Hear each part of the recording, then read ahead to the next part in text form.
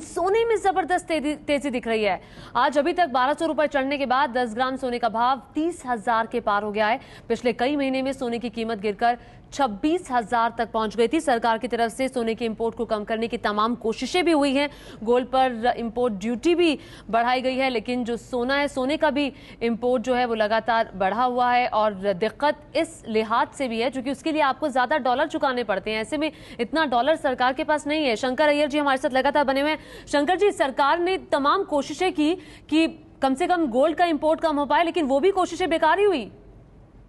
नहीं, इंपोर्ट तो कम हुआ, लेकिन इसमें तीन बातें हैं। एक, इंटरनेशनल बाजार में गोल्ड का दाम बढ़ रहा है। दूसरा, जब आपके सामने निवेश की कोई रिटर्न्स के परिस्थिति बिगड़ रही है, आपको स्टॉक मार्केट में रिटर्न नहीं है, इंटरेस्ट रेट जिस तरह से इन्फ्लेशन के साथ बढ़ना चाहिए वैसे नहीं बढ़ा, तो लोग कहाँ पर इन्वेस्ट करेंगे? जो गांव में रहते हैं, जो सेमी अर्बन एरियाज में रहते हैं, वो लोग ज्यादातर अपना निवेश, अपनी सेविंग्स जो है, अपनी बचत, वो सोने में या डिपॉजिट्स में रखते हैं। तो चूंकि सोने का दाम बढ़ रहा है तो उसमें लगाते हैं, और दूसरी तरफ आपका इकोनॉमी ग्रोथ कम होते जा रहा है तो वहां पर रिटर्न नहीं है। ये दो चीजें एक साथ चल रही है। और तीसरा, जब रुपये का कीमत गिरता है तो ऑटोमेटिकली सोना, ऑयल, जो भी इंपोर्ट्स है उसके दाम बढ़ते हैं, और इसका परिणाम फिर करंट अकाउंट डेफिसिट पे होगा, फिर फिस्कल डेफिसिट पे होगा। जी जी शंकर जी, एक और बात जो हम दर्शकों के लिहाज से हम आपसे जानना चाहेंगे कि जब भी डॉलर बढ़ता है तो उसका असर कैसे हम लोगों पर पड़ता है, आम लोगों पर पड़ता है? देखिए, आप जिसका जो भी चीज आप याद करते हैं, जैसे तेल है, कच्चा खनिज का तेल है, जो यहाँ पर आकर पेट्रोल और डीजल बनता है। अगर आप 55 रुपए जब डॉलर 55 रुपए था तब, और $100 का बैरल था, तो आप 5,500 रुपए एक प्रति बैरल दे रहे थे। अब 62 रुपए हो गया, मतलब आप 6,200 रुपए प्रति बैरल दे रहे हैं। तो इसका परिणाम सीधे तौर पर आपके पेट्रोल, डीजल, गैस के प्राइस पे होता है। दूसरा, आप सोना समझिए इंपोर्ट करते हैं तो उसके सिमिलरली उसका भी ट्रांसलेशन होता है। जैसे कि जिस डॉलर रेट पर इंपोर्ट होता है उसका रुपए जब आप चुकाते हैं तो उसका दाम बढ़ जाता है।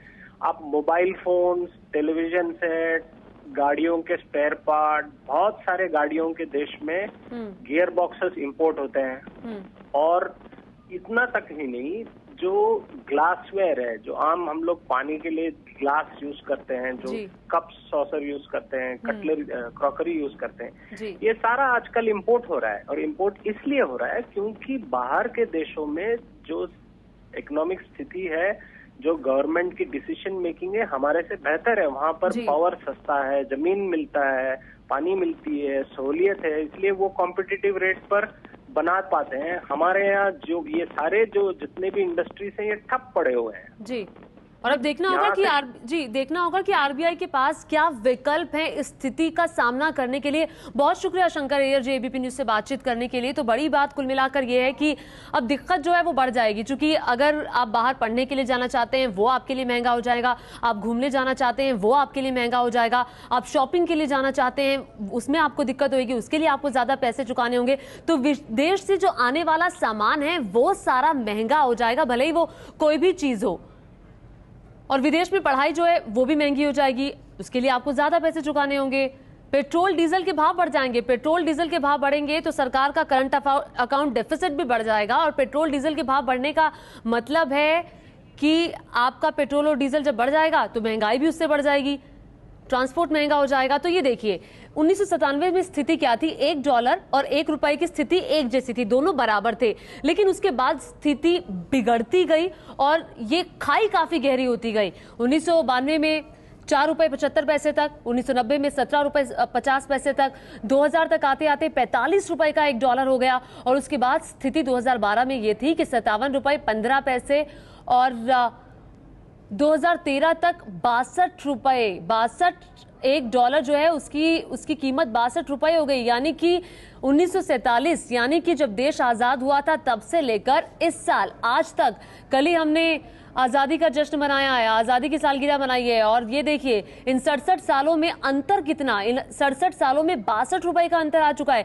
क्योंकि जब शुरुआत हुई थी तो $1 और $1 की कीमत बराबर की थी, लेकिन आज जो खाई है वो बहुत गहरी हो गई है। रुपए की गिरावट के लिए जिम्मेदार सरकार भी है, सरकार के विरोधी